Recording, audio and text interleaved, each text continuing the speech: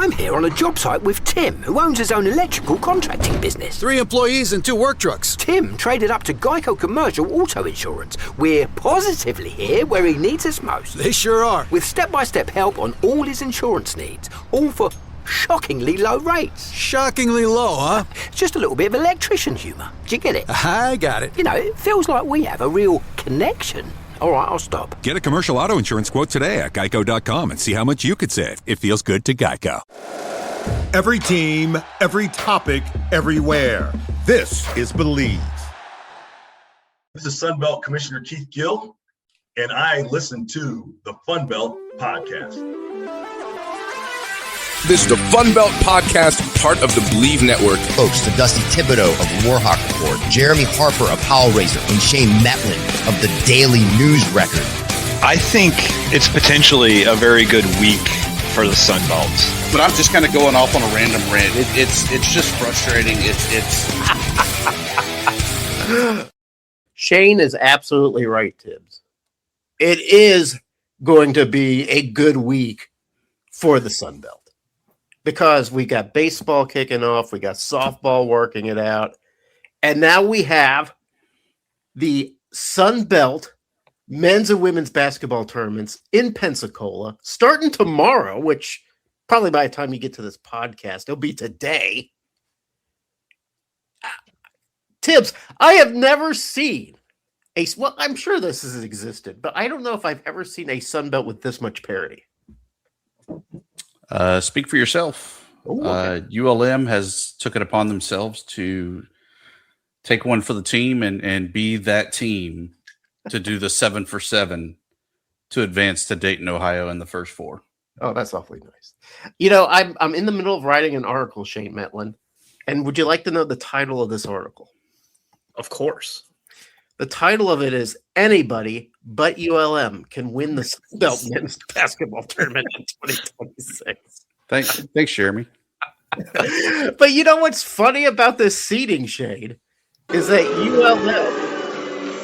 Oh, come on, Monroe fans, always so surly.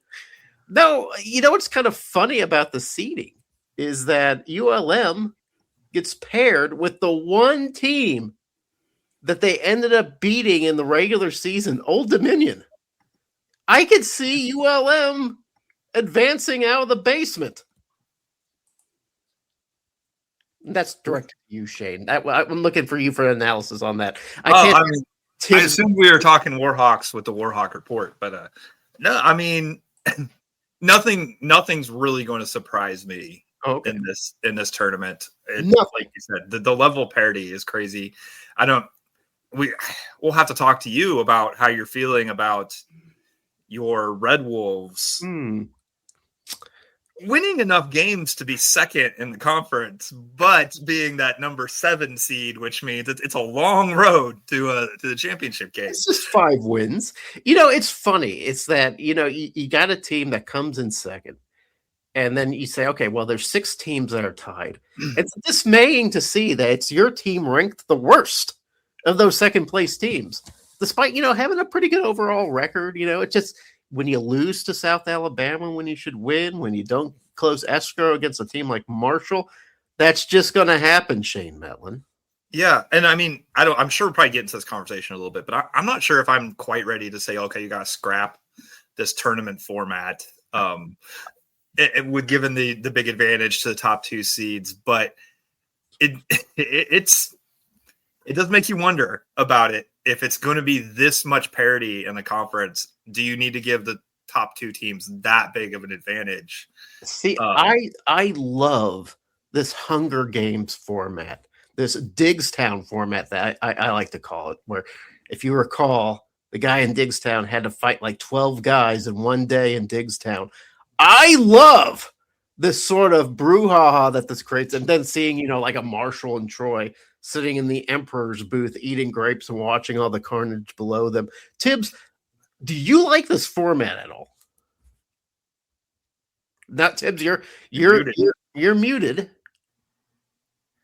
Well, it doesn't matter what my opinion is there, Jeremy, because you yourself have said anybody but ULM can win. So why am I able to participate in this endeavor? You're a dispassionate third party. Your perspective is valuable because you have absolutely no shot at affecting the outcome.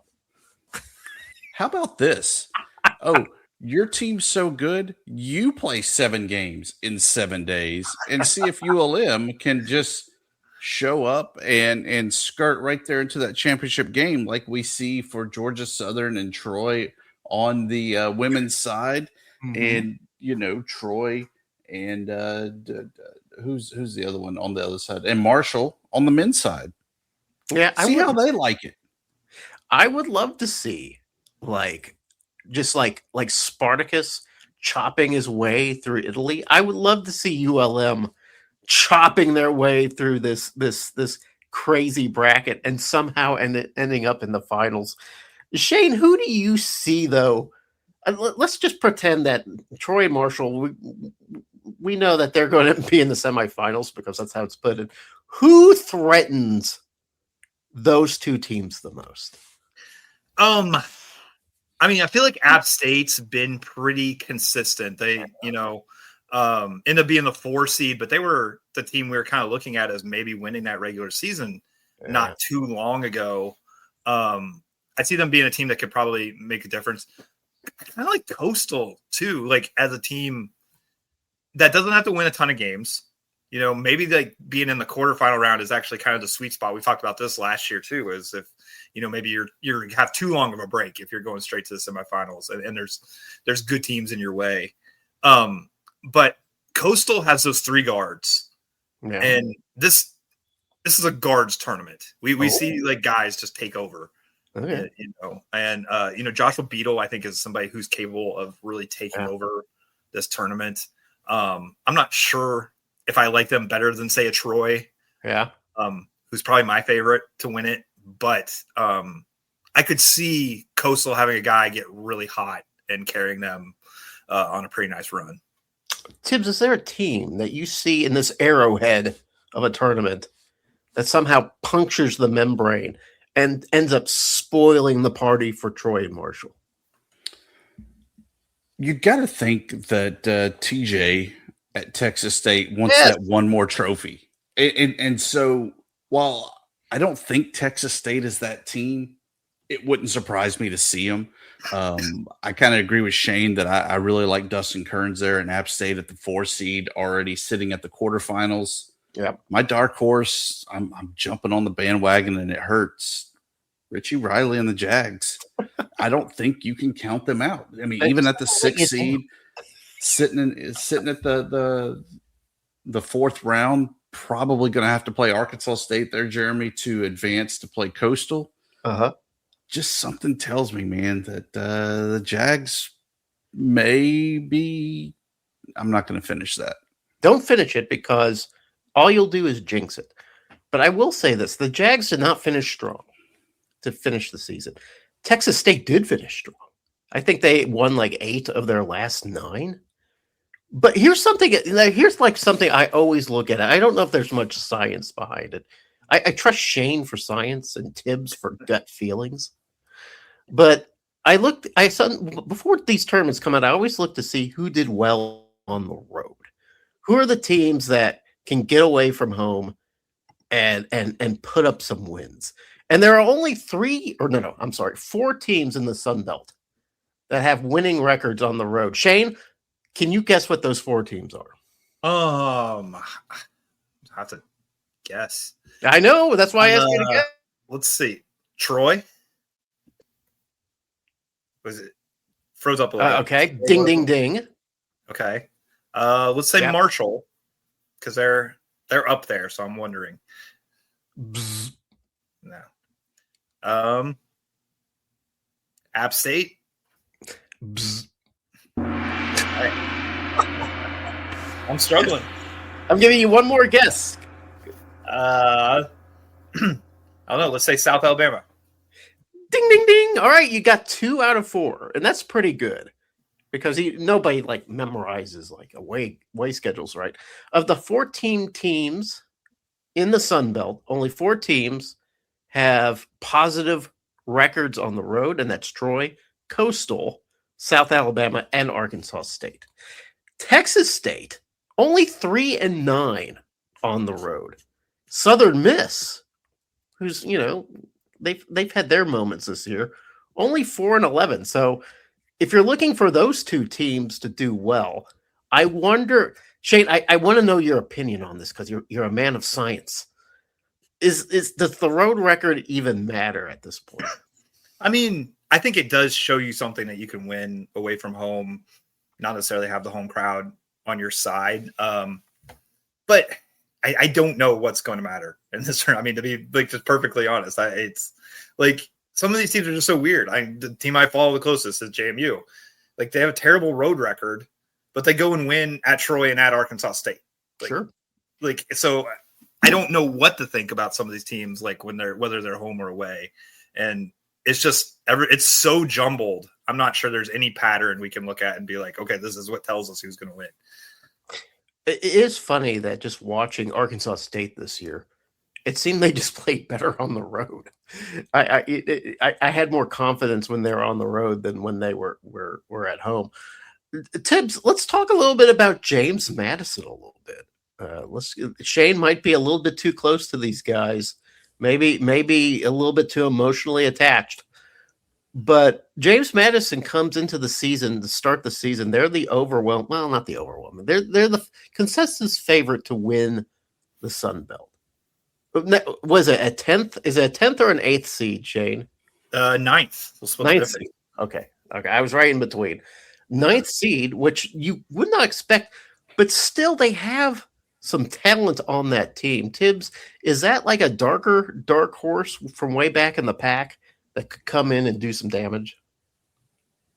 I think the key for them to succeed is going to be, they got to get past probably the Cajuns. Yeah. To advance to play Southern Miss. Which the Cajuns beat them. So and I think that is the game that you really have to circle. I think the winner of whoever it is that's playing Southern Miss has the chance to really make some noise all the way up to that Troy game in the semifinals.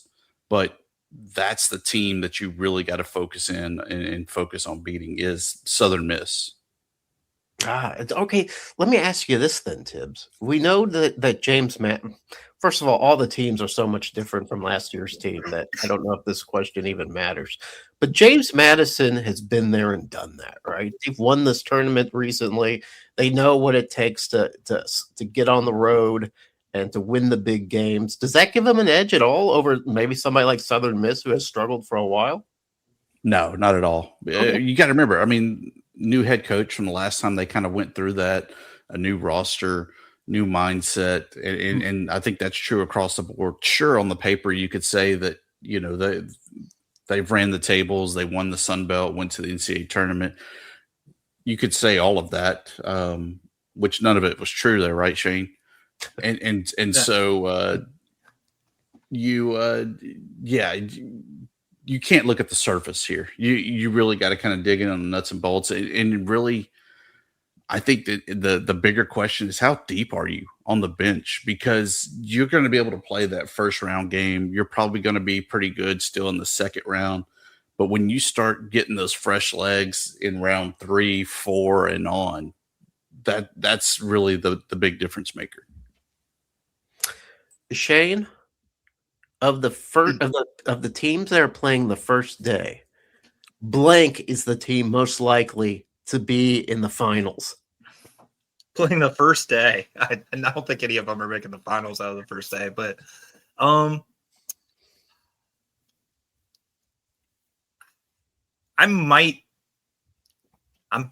going back and forth a little bit between Cajuns and ODU. I think either one of those teams, I think, does have a little bit of the firepower and, some enthusiasm with their coach. I think they have coaches that I think guys are ready to play for. At this point in the season, some of those teams that are playing the first couple days of the tournament, let's be honest, they're probably ready to pack it up and go home or start looking at the transfer portal for some of these guys. So I do think maybe you look at those two teams as people on the first day where they're probably still playing for their coaches, and there is a little bit of firepower there. Tibbs, of the teams in the 1 and 2 brackets, Troy and Marshall, which one is most likely to shit the bed? Maybe Troy. I mean, you look at it; they won all the accolades. Wow. Scott Cross, as much as we love him, Yeah. there. Nobody does selling better than Shopify. Shopify is the home of the #1 checkout on the planet, and the not so secret with Shop Pay that boosts conversions up to 50%, meaning way less carts go abandoned and way more sales going through. So if you're into growing your business, your commerce platform better be ready to sell wherever your customers are scrolling or strolling. On the web, in your store, in their feed, and everywhere in between. Businesses that sell more, sell on Shopify. Upgrade your business and get the same checkout that Skims uses. Sign up for your $1 per month trial period for 3 months at shopify.com/Westwood1, all lowercase. Go to shopify.com/Westwood1 to upgrade your selling today. Shopify.com/Westwood1.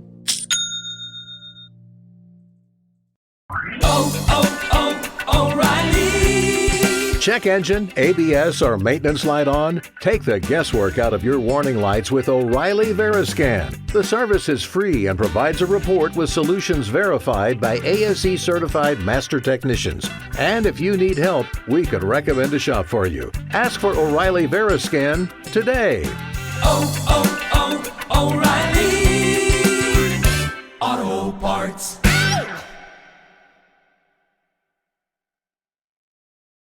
To my knowledge, no Whataburger in Pensacola, so there's nothing to really pick him up and fuel him to win another Sun Belt conference. Right by the arena. You guys got to get Is it? Oh my God! See, and that's how I haven't been there to know that. So I'm going to stick to my answer, but knowing there's a Whataburger to power Scott Cross through, there's no chance Troy loses. All right, good. Okay, I see that. Do we want to talk about the selections a little bit, or do we want to go straight to the women's bracket? Let's keep bracketeering because that's more fun. It's tiresome climbing this stairway to heaven. What? Oh, okay. Let me get my bracket up, which tells you how sad I am. I don't have my shit together. All right. Shocker. Yeah. Well, not everybody can be perfect like you, Tibbs.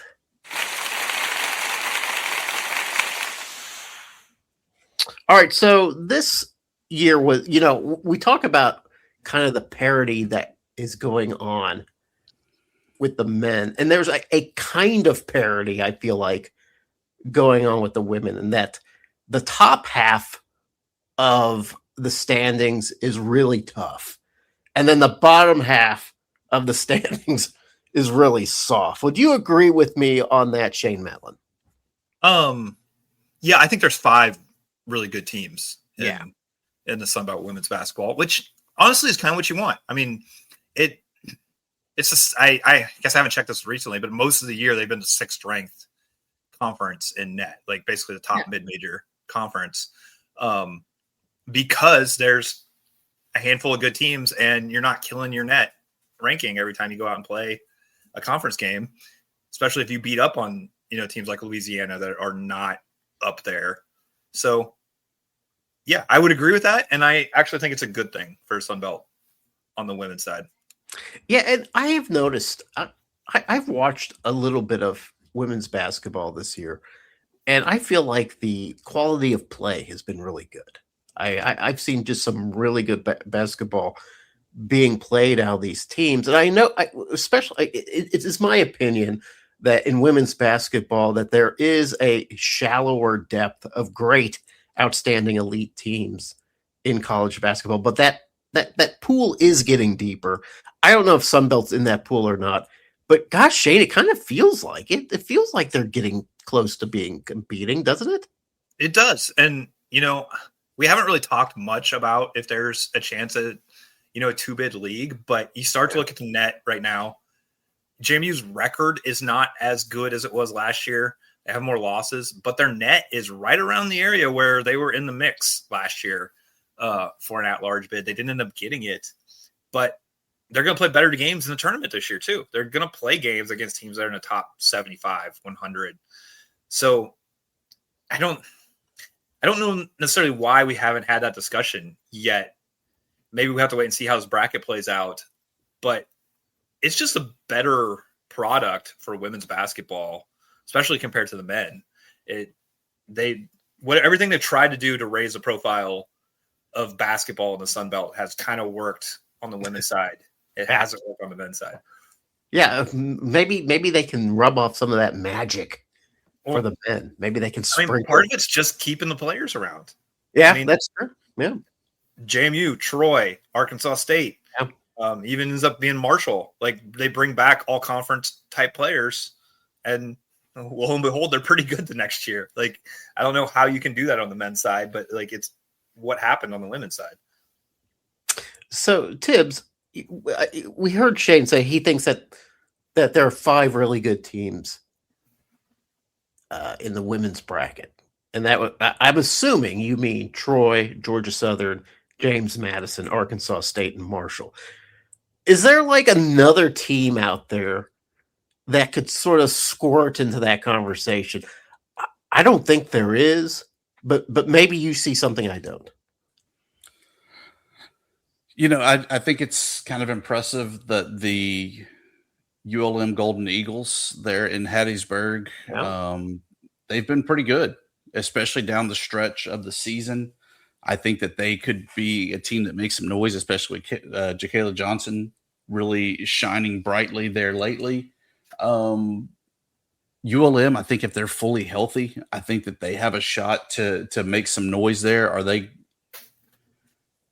deep enough, though, to be able to upset back-to-back Arkansas State, Troy to reach even the Monday afternoon game? I don't know.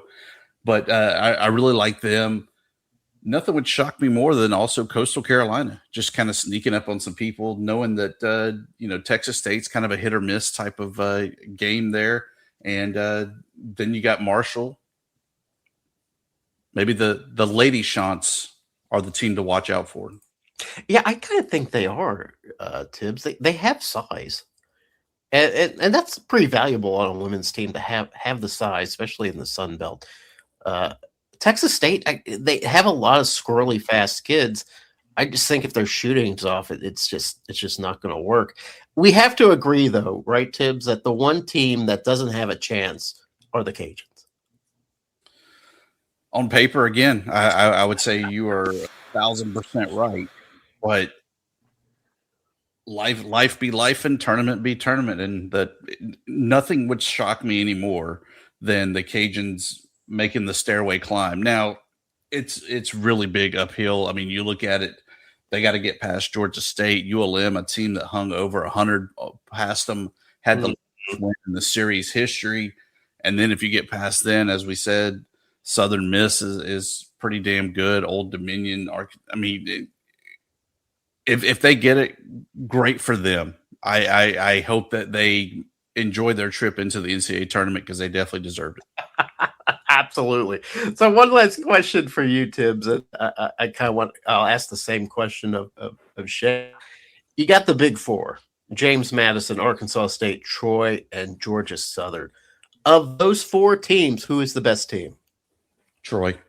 And I think Chandler Rigby is the X factor there to really been there, done that, lifted the trophy, cut the nets down.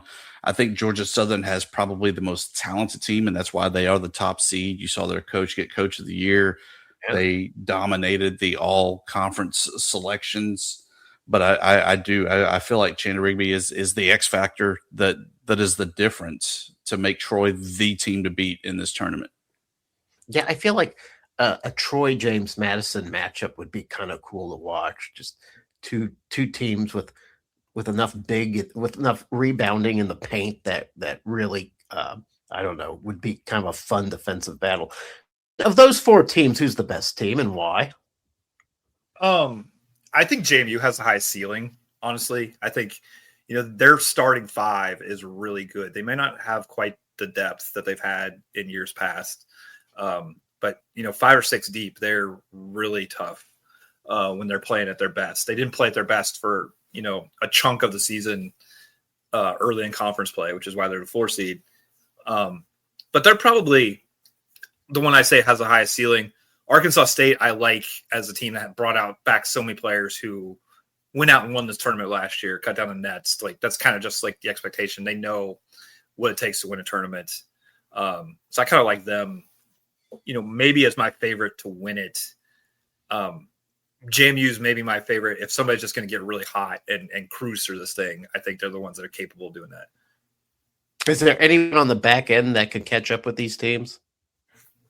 I think, we mentioned Southern Miss, Texas State, ODU. I think those teams can beat one of those top 5 teams. I would be shocked if it's not one of the top 5 seeds that wins the tournament. Yeah, and to me, any one of those top 5 can win it, right? Don't you? You kind of feel that way. I imagine that's probably some good news for Commissioner Keith Gill. He doesn't really have to be pining for one team or the other to make it. There's a good chance that if one of those 5 get in, it'll be a pretty good representation for the Sun Belt. Yeah. I mean, because on the women's side, we don't talk about this as much, but like they haven't quite gotten that 12 seed or 11 seed, which is a huge difference on the women's side. You're not playing a road game in the first round. You might win a game or two in a tournament if you get one of these teams in. Shane, we getting is this going to be a 2-team bid or 2-team league for us? I doubt it. I mean, you probably have to see maybe like a Troy JMU or Troy Georgia Southern final, JMU Georgia Southern final. That's close. And those 2 teams maybe like get some good wins on the way there. I doubt we see a 2-bid league, but it maybe is more of a discussion than we've had.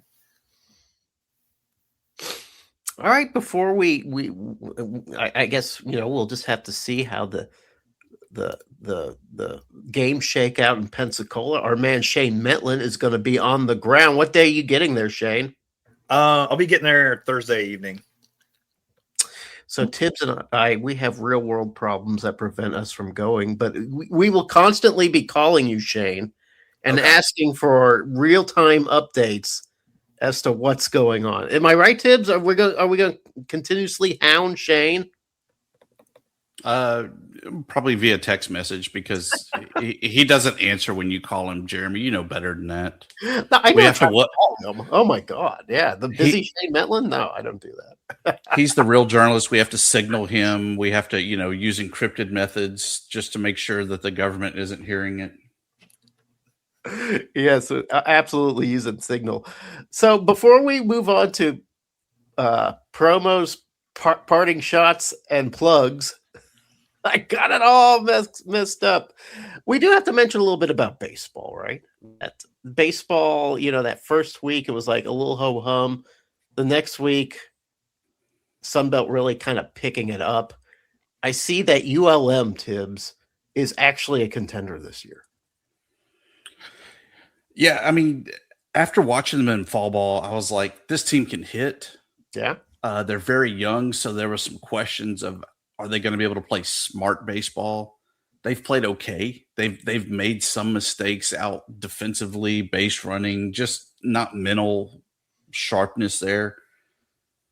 But we do not have Sunbelt pitching right now. And it's showing in some of the struggles that we've had in this non-conference slate. 2 midweek games this week against a really good Southeastern Louisiana team should really help hopefully solidify things before Sunbelt Conference action starts next weekend. Weekend series not looking good at UT Arlington due to weather. So, it's almost time for the real games, and I'm hoping the bats stay hot because they've definitely shown that they can hit the ball really well. But the pitching is it's got to pick it up. Yeah, a big surprise, at least early in the season, has been Troy, and they're sitting at 5-5. But I believe they came out with a big win against, was it Georgia? I think it was Georgia. SEC team. I know that. I keep seeing Or maybe stats it's out. and My bad. and I'm not paying attention if it's softball or baseball. So somebody beat Ole Miss not too long ago. Somebody's beating Georgia. It's all kind of craziness. Yeah, I believe it was Coastal that beat Ole Miss, and Coastal, we got to admit, has some, I believe, out for several weeks. So you got to wonder if Coastal's going to cling on. Meanwhile, Southern Miss 11-1, just looking unstoppable out there. Southern Miss looks like the real deal this year. I mean, they've been the real deal for a while, but they look, like they haven't lost a step. Shane Metlin, I notice your Dukes hovering around 500 as well. Yeah, I haven't gotten too into old baseball stuff yet, but yeah, they're off to a decent start. They didn't really get a chance to, or didn't take advantage of opportunity against Florida State, Virginia Tech. Maybe could have gotten some power conference wins, but for a team that's not picked to do much, I guess they're off to a decent start. So, do either one of you know what the hell's going on with Georgia Southern, a team that traditionally has been pretty good at baseball, but this year they've looked pretty damn miserable, getting blown out game after game? Do either one of you guys have any idea what's happening? I think they sold their soul the year that they hosted that NCAA regional, and now the chickens have come home to roost. That they just not good, and it hurts to say that because that's usually a really good program and a good team that shines brightly on the Sun Belt Conference baseball, but. Old Scratch has come out of the woods with his contract and said, "You owe me. The debt is due." All right. With that, let's get to promos, parting shots, and plugs. Tibbs, I know you've muted yourself, but I'm going to make you go first. I can't find the article, so I don't remember how long ago it was. Okay. There was a Christmas miracle in Baton Rouge, Louisiana, sometime in the past month or so, when a truck carrying nearly 15,000 pounds of crawfish somehow lost its load, leading to delays of traffic more so than normal as people scrambled, abandoning their cars, getting whatever kind of container they could to start scraping up the great chicken of the ditch off the roadways of Baton Rouge. Is that what that's called? The chicken of the ditch? Yeah. Wow. All right. Are you one of those guys? I don't know if Shane has immersed himself in this culture, but you as a son of Louisiana, are you one of those guys that goes to those crawfish boils and just like some sort of savage is out there just like right through the trough? I like all the pre-boil stuff. So I like the good boiled vegetables, the sausage, the cabbage. I like all of that stuff. But there's no but. That's what I like. Well, but you don't like the actual the crawfish. You don't like those. No, it's like the scene from Jarhead, right, where they have the scorpions and they fight them. You get two crawfish and you fight them together. Shane Metlin, have you ever gone to a crawfish broil? I wouldn't say I've been to a crawfish boil. I do like crawfish. Okay. All right. I don't like them. I feel like it's a lot of work for a little bit of meat, but people will, they swear by it. It's like their favorite thing to do. And that's just not something I do. Shane Metlin, you got a plug, a promo, a parting shot. I'll do a parting shot. I'll go back a little bit to our basketball conversation. Great. Just as crazy as it got, especially on the men's side, get so deep into the tiebreakers and everything. I'll just say that don't be surprised if we see a lot of changes for Sun Belt basketball, like whether it be like how the tiebreakers are done, how the schedule's done, the fact that we have like unbalanced schedules, and it's coming down to like how did you do against like the number 8 team in the conference, and like maybe some people played them twice and some people didn't, and everything. So I'm just saying that's like, I know coaches have been wanting some changes to begin with. So don't be surprised if we see like completely different scheduling and different things tossed out there. And, I think we like our bracket, but we may have to find a different way to get there. Yeah. Go ahead, Tibbs.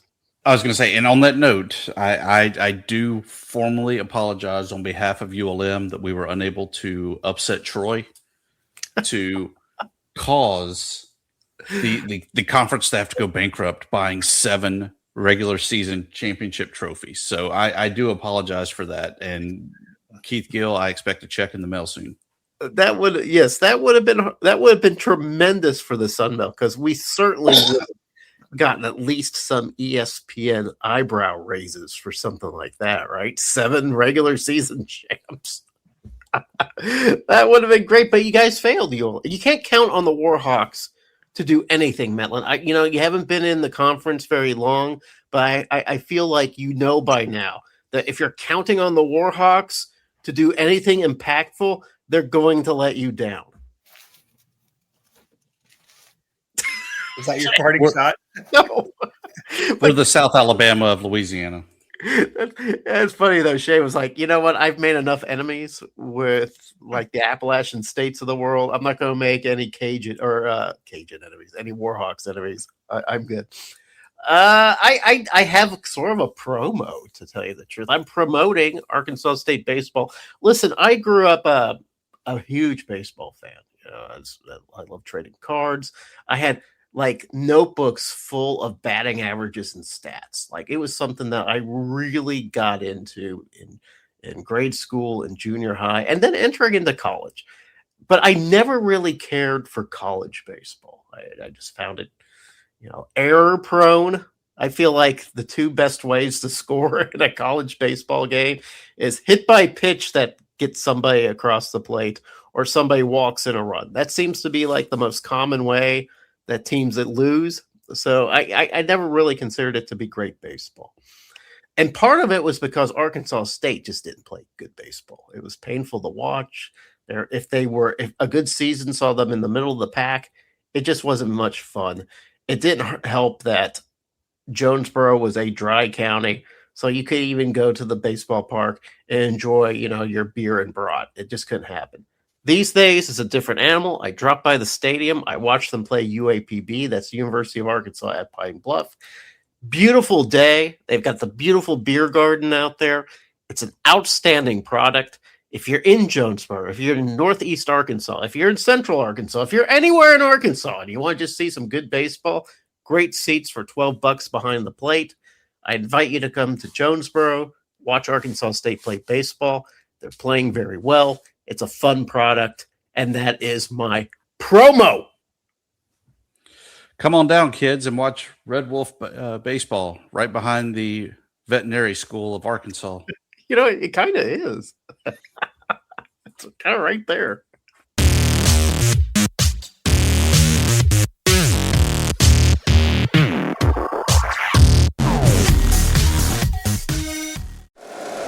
If you like the show, please take a moment to rate, review, and subscribe. It really does help the show to grow.